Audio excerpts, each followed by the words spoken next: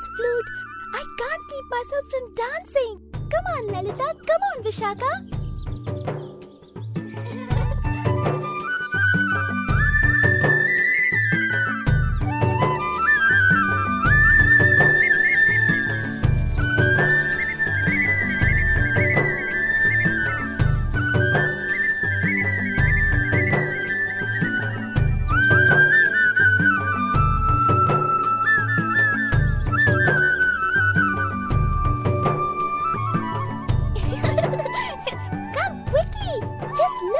Krishna is up to. Radha, let's go and tell Mother Yashoda what Krishna is doing. Let's go. Let's go.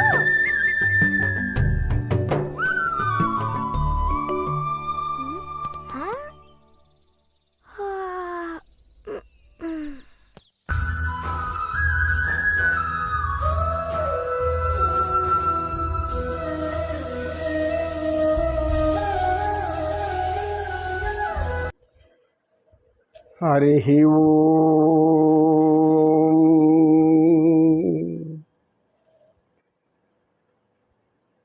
జై శ్రీమన్నారాయణ. రామచంద్ర దేవి. మనం మంచిని మర్చిపోతే ఎట్లా? మంచిగా ఉండేవాళ్ళు ఏం చేస్తారు? ఎప్పుడు కూడా మంచినే కోరుతారు. కనుక మంచిగా లేకపోతే ఏమవుతుంది అనేది, మంచిగా ఉంటే ఏమవుతుంది అనేది ఆయన ముందు చెప్పేశాడు. నా మాయా ప్రభావం మిమ్మల్ని మోహంలో ముంచిపెడుతుంది. ఆ మాయని మీరు గ్రహించకపోతే మీరు ఉద్రేకం, ఆవేశం, ఆవేదన, ఉక్రోషం అన్నిటికీ అంటిపెట్టుకుంటారు. దేనికి?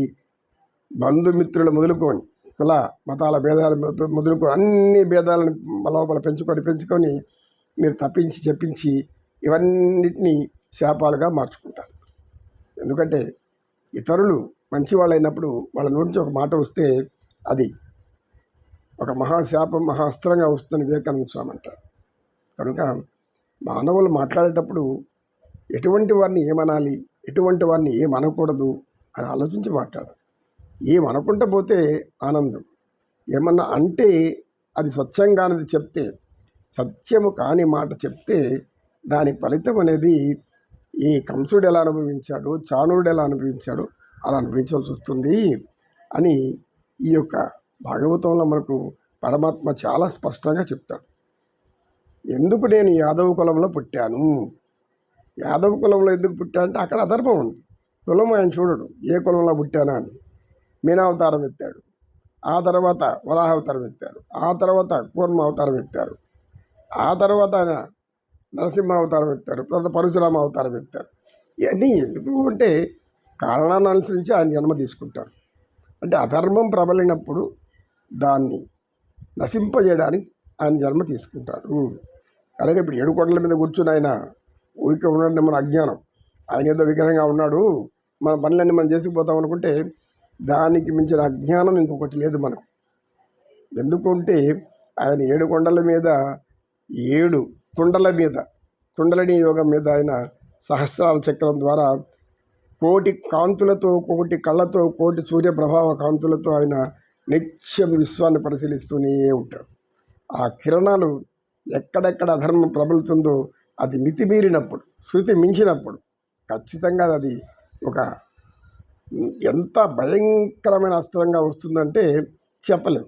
మనం కనుక్కున్నాం ఆటం బాంబులు, అణుబాంబులు, హైడ్రోజన్ బాంబులు, న్యూక్లియర్ బాంబులు, ఏదో బాంబులు. ఇది అట్లాంటిది కాదు. భస్మీపటనం చేసేటటువంటి ఆయన యొక్క చూపులు.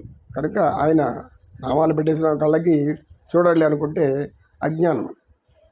విశ్వమంతా కళ్ళు కలిగిన వాడు, విశ్వమంతా చూడగలిగిన వాడు, విశ్వమంతా ఉన్నటువంటి వాడు నువ్వు చేసేది నీ తెలుదా, నేను చేసేది నాకు తెలుదా? నాలో ఏముందో నీలో ఏముందో తెలియదా? నేను మంచిగా ఉన్నాను, చెడుగా నాకు తెలుసు, ఇది నీకు తెలుసు. ఇతరులు తెలియదనుకుంటే అజ్ఞానం. ఎందుకు? నీలో భగవంతుడు ఉన్నాడు, నాలో భగవంతుడు ఉన్నాడు, ఆయన చూస్తూ ఉంటాడు. అయితే అందరికి తెలిసినట్లు లెక్క. నమో కృష్ణ, నమో కృష్ణ, నమో కృష్ణ.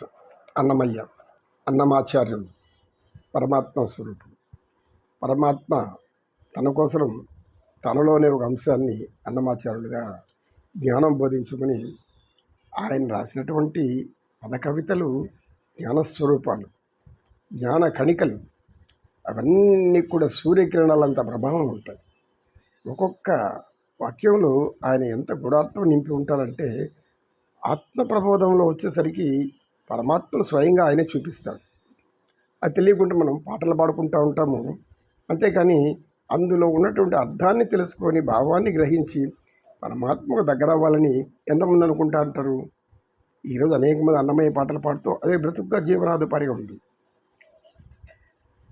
అన్నమాచార్యులు దేవతాస్వరూపు, ఆయన తిరుపతిలో ఒక ఆలయం ఉంటే చాలా మంచిది. సువి సువి సువ్వాలమ్మ నవ్వుతూ దేవకి నందను కనియే, సువి సువి సువ్వాలమ్మ నవ్వుతూ దేవకి నందను కనియే, సువి సువి సువ్వాలమ్మ నవ్వుతూ దేవకి నందను కనియే. ఇలా పరమాత్మ లీలలు వినోదాలు అనేక ఉంటాయి. మనం ఆచరించి అనుసరిస్తే అర్థం చేసుకొని జ్ఞానం పొందినప్పుడే పరమాత్మ మనకు అర్థమవుతాడు. అంతవరకు పరమాత్మ అర్థం కాడు. భగవంతుడు అర్థం కాకపోతే మానవుల అజ్ఞానంలో పడి చేయరాని కర్మలన్నీ చేస్తూ ఉంటారు. ఎన్ని కర్మలు చెయ్యాలో, ఎన్ని పాపాలు చెయ్యాలో, జీవితానికి సరిపడేంత పాపాలు చేసుకుంటూ ఉంటారు మనిషి జన్మ ఇచ్చిన దానికి. నీకు మనిషి జన్మ ఇచ్చి ఆనందించమని, సుఖించమని, సంతోషంగా ఉండమని, అందరినీ సుఖపెట్టమని, అందరిని సంతోషపెట్టమని అని చెప్తే అది మర్చిపోయి మనం మంచిని మర్చిపోతే ఎట్లా? మంచిగా ఉండేవాళ్ళు ఏం చేస్తారు? ఎప్పుడు కూడా మంచినే కోరుతారు. కనుక మంచిగా లేకపోతే ఏమవుతుంది అనేది, మంచిగా ఉంటే ఏమవుతుంది అనేది ఆయన ముందు చెప్పేశాడు. నా మాయా ప్రభావం మిమ్మల్ని మోహంలో ముంచిపెడుతుంది. ఆ మాయని మీరు గ్రహించకపోతే మీరు ఉద్రేకం, ఆవేశం, ఆవేదన, ఉక్రోషం అన్నిటికీ అంటిపెట్టుకుంటారు. దేనికి? బంధుమిత్రులు మొదలుకొని, కుల మతాల భేదాలు మొదలుకొని అన్ని భేదాలను లోపల పెంచుకొని మీరు తప్పించి చెప్పించి ఇవన్నిటినీ శాపాలుగా మార్చుకుంటారు. ఎందుకంటే ఇతరులు మంచి వాళ్ళైనప్పుడు వాళ్ళ నుంచి ఒక మాట వస్తే అది ఒక మహాశాపం, మహాస్త్రంగా వస్తుందని వివేకానంద స్వామి అంటారు. కనుక మానవులు మాట్లాడేటప్పుడు ఎటువంటి వారిని ఏమనాలి, ఎటువంటి వారిని ఏమనకూడదు అని ఆలోచించి మాట్లాడాలి. ఏమనకుండా పోతే ఆనందం, ఏమన్నా అంటే అది స్వచ్ఛంగానది చెప్తే, సత్యము కాని మాట చెప్తే దాని ఫలితం అనేది ఈ కంసుడు ఎలా అనుభవించాడు, చాణుడు ఎలా అనుభవించాడు అలా అనుభవించాల్సి వస్తుంది అని ఈ యొక్క భాగవతంలో మనకు పరమాత్మ చాలా స్పష్టంగా చెప్తారు.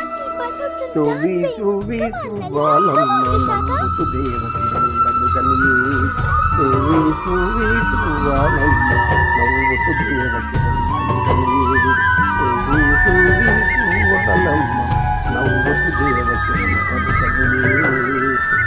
కావిరి విరిసే కంసుడు గెలిసే, వారి పువ్వుల వానలు కురిసే, కావిరి విరిసే కంసుడు గెలిసే, వారి పువ్వుల వానలు కురిసే, సువి సువి సువ్వాలమ్మ నవ్వుతూ దేవకి